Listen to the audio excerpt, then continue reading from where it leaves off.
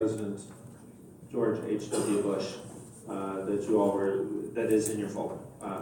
If you would, Chairman Cruz, can you speak to that?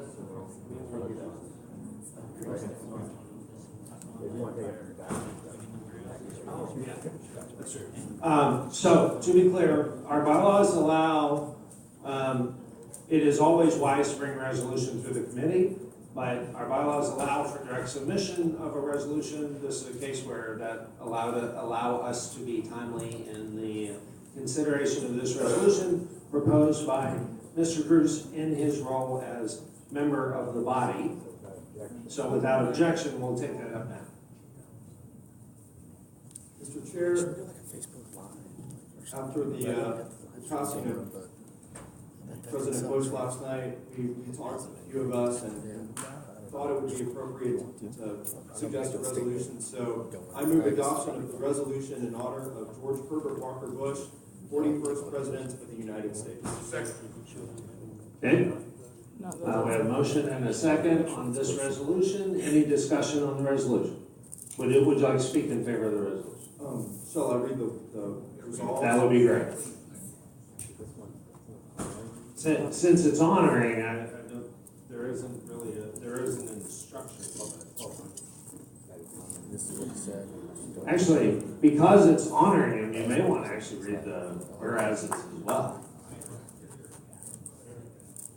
Whereas George Herbert Walker Bush was born on June 12, 1924 in Milton, Massachusetts, and whereas immediately after graduation from high school, George H.W. Bush enlisted in the United States Navy in 1942 and valiantly fought during World War II, the youngest naval aviator to that date, flying 58 combat missions and earning 3 air medals and the Distinguished Flying Cross.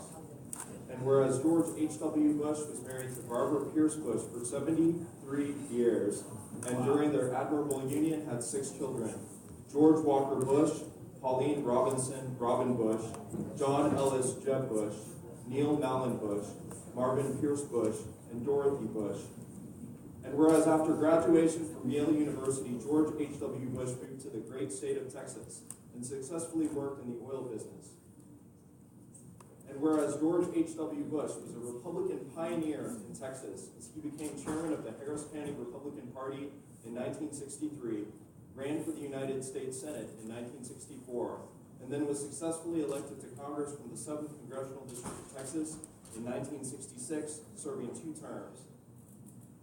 And whereas George H.W. Bush served as U.S. Ambassador to the United Nations from 1971 to 1973, as chairman of the Republican National Committee from 1973 to 1974, as envoy to China from 1974 to 1975, and as director of Central Intelligence from 1976 to 1977.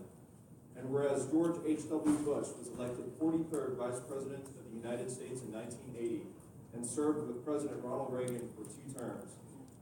And whereas George H.W. Bush was elected 41st President of the United States in 1988 and oversaw the fall of the Berlin Wall and the collapse of the Soviet Union, as well as the defense of Kuwait and the Gulf War. And whereas President George H.W. Bush was the father of George Walker Bush, 46th Governor of Texas and 43rd President of the United States, of John Ellis Jeb Bush, the 43rd Governor of Florida, and the grandfather of George Prescott Bush, the current Commissioner of the Texas Land Office. And whereas President George H.W. Bush was a gentleman who loved his country, his family, and God, and who served a life of distinguished service, fully dedicated to all 3, a point of light who shone brightly for our world until his passing on November 30th, 2018. Now therefore be it resolved that the Republican Party of Texas honors the remarkable life of President George Herbert Walker Bush, and be it further resolved that we encourage all Texans to remember and celebrate the achievements of the late president and to dedicate ourselves to the volunteerism that he inspired and the love of country that he exemplified.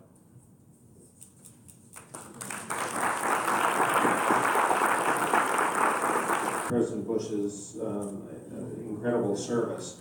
And I strongly encourage the entire listening audience, and I strongly encourage everyone listening and watching now who has not already, or even if you have, go visit the Presidential Library at Texas A&M. It is an incredible experience and a reminder of an incredible American century and life. Mr. Chairman, Mike McCluskey, Senate District 5. I first want to say how much I appreciate Virgil. Virgil and I had a conversation about this at 12:30 this morning. There was no language before then. He worked through the night to create this incredible language.